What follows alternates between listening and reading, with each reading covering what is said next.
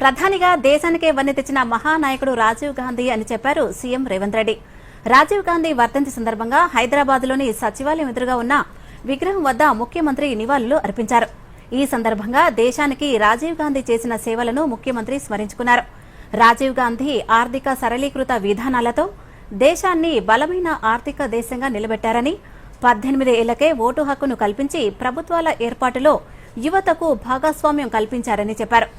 దేశ సమగ్రత విషయంలో తాము రాజకీయాలు చేయబోమని, దేశ భద్రతకు కట్టుబడి పనిచేస్తామని స్పష్టం చేశారు.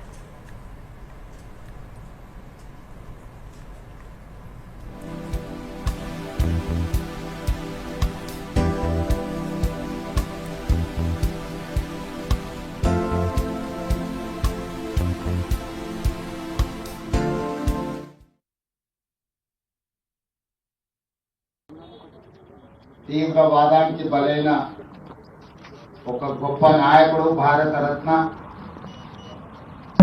ఈ దేశానికి ప్రధానమంత్రిగా వన్నె తెచ్చిన నాయకుడు కీర్తిశేషులు రాజీవ్ గాంధీ గారు.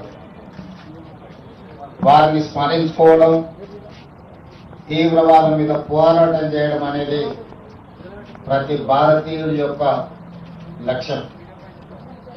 వారిచ్చిన స్ఫూర్తి, వారి నాయకత్వం ఈ భారతదేశానికి 21వ శతాబ్దానికి పునాదులు వేసింది.